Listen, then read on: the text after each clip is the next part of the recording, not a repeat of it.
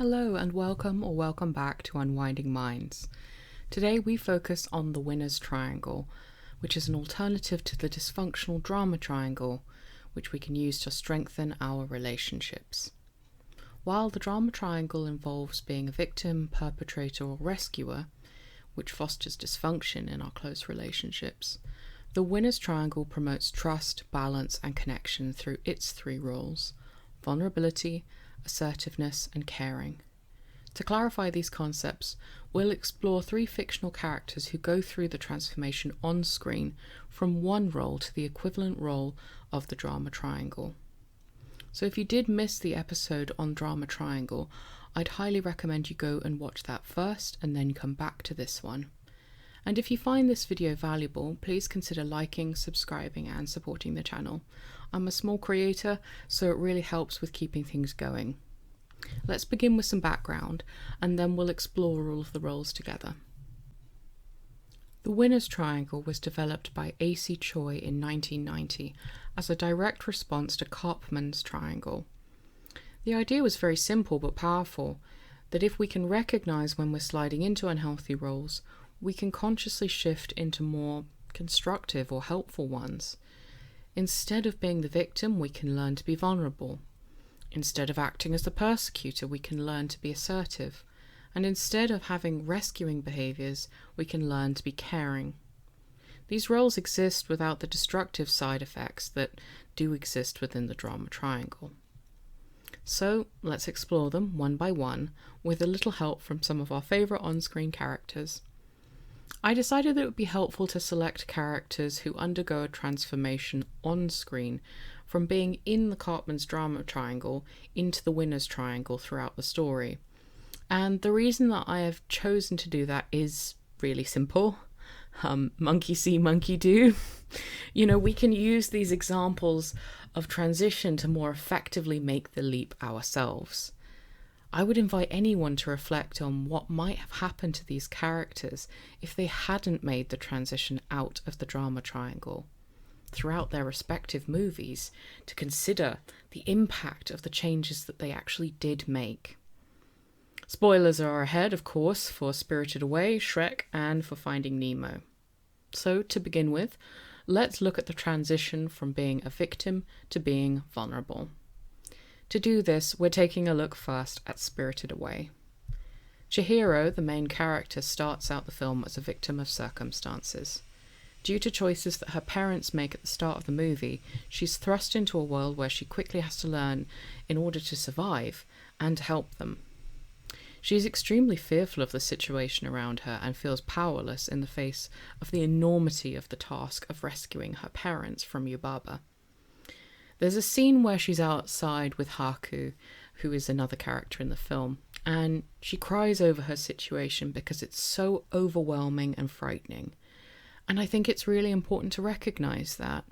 She doesn't pretend to herself that her situation isn't that bad, or force herself to push down her feelings. Instead, she meets them with grace. She lets them out first. And Chihiro doesn't stay frozen by fear or sadness for long. Her response to the situation is beautiful. She feels her emotions, processes them, and then accepts the new reality. She acknowledges that she's stuck, at least for the time being, and she must take action if she's to reach her goals. The major difference between a victim and a vulnerable role? The victim is frozen in place by a fear of reliving the pains of the past. The vulnerable person is focused on creating the future that they want to see. The opposite of being stuck in the victim role isn't becoming big and tough or invincible. It's allowing yourself to be vulnerable in a way that invites connection with others and helps your growth.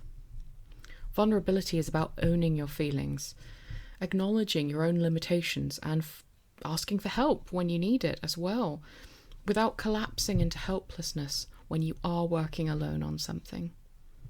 As a counsellor who works with many chronically ill clients, I often encourage them to approach life like Chihiro does, acknowledging their limitations, asking for support, and still trusting their own resourcefulness and abilities. In fact, Chihiro asks for help very, very effectively throughout the film. She knows her limitations, and crucially, she also knows that she can push herself. She trusts in her own ability to help herself, in short. Chihiro also does something else that helps her a lot. She befriends others and works together with them, and advocates for them as well when the time comes. Honestly, she's just a really solid character.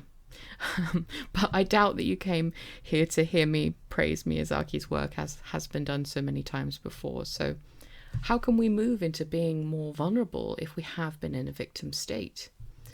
Well, moving from a victim state into vulnerability requires a profound mental shift. Instead of seeing yourself as powerless or defined by your circumstances, you can begin to recognize that while you cannot control everything, you can still choose how to respond. The victim mindset says, there's nothing I can do, so I'll wait for someone else to fix it. Vulnerability, on the other hand, says, I'm scared or overwhelmed or hurting, but I'm willing to share that honestly, ask for help where it's needed, and to take small steps forward on my own. It's not about denying pain or pretending to be strong, but about fostering vulnerability within yourself and trusting that you can grow.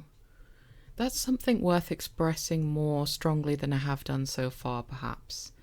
You can cultivate trust in yourself to do the things that are necessary. Fear can drive us to hide from our responsibilities. I'm not above that.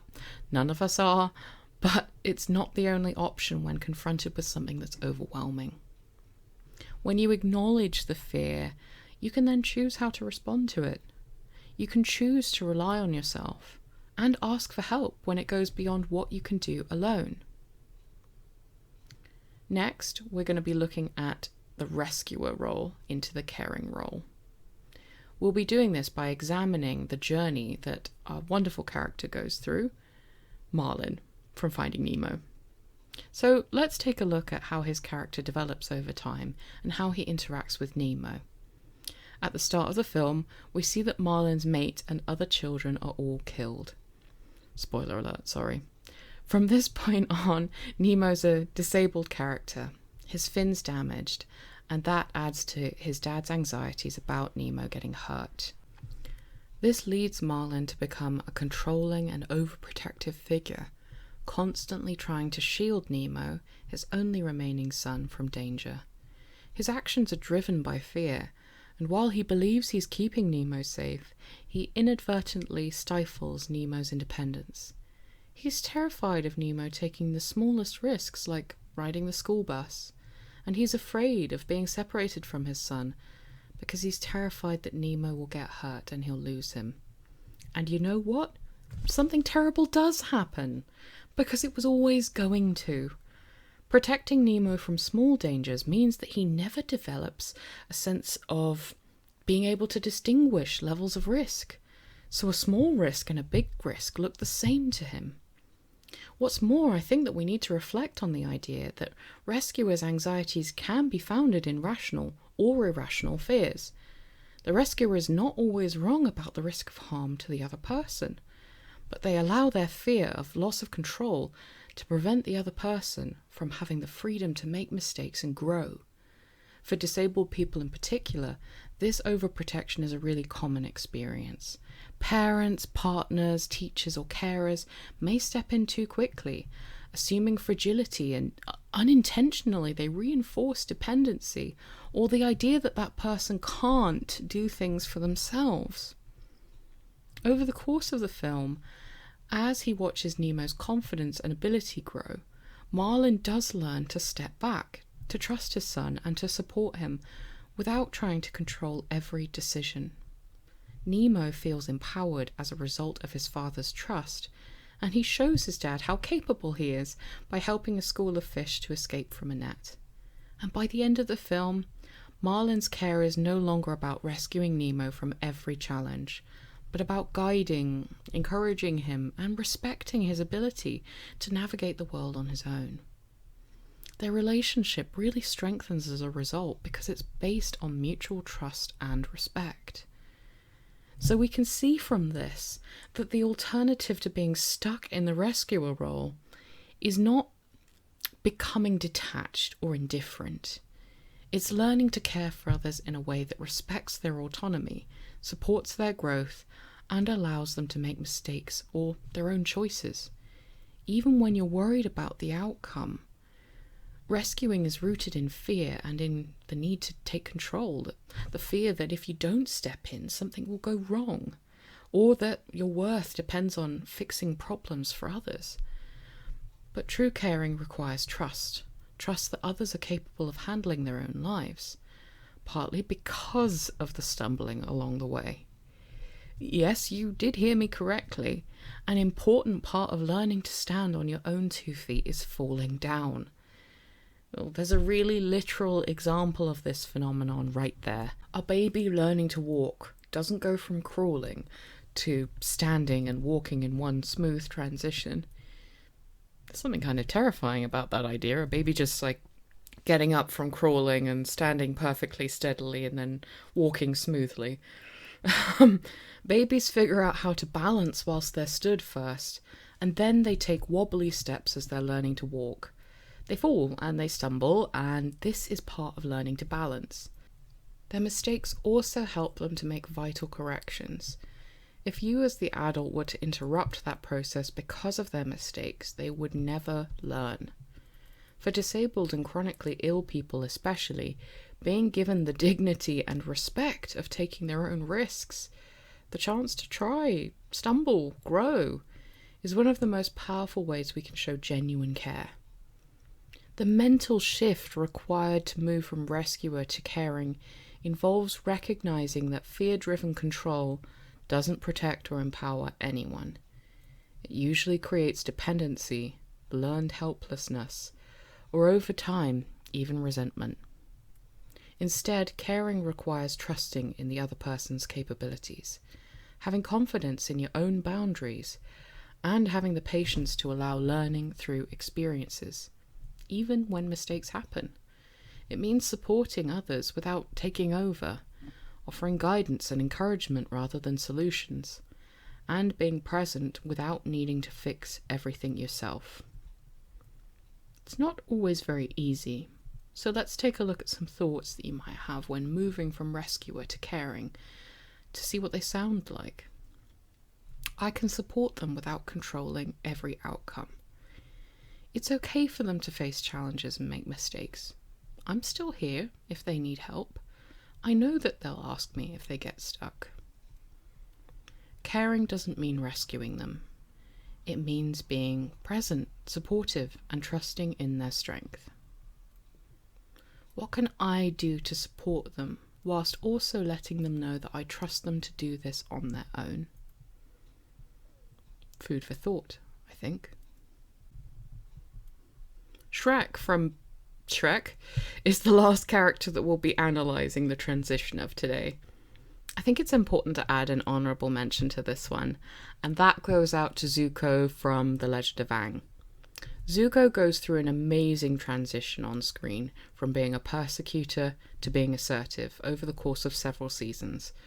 But I was worried that fewer people would have seen and watched the whole series, so in the end Shrek was the clear winner for this segment.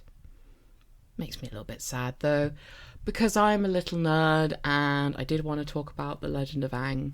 Never mind. Come to think of it, all of my examples today were from animation rather than live action.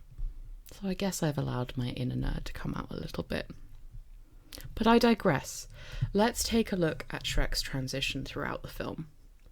Shrek begins the film as a classic persecutor. He is intimidating and cruel to outsiders, and particularly to Donkey and the villagers. The film makes it very clear what causes Shrek's aggressive and intimidating behaviours. Shrek has spent his whole life being treated as a monster by the people around him, and as something to be feared. So he plays the role by being domineering, aggressive, and unkind to scare people away. His persecutory behaviours? Well, they're all about protecting himself from persecution.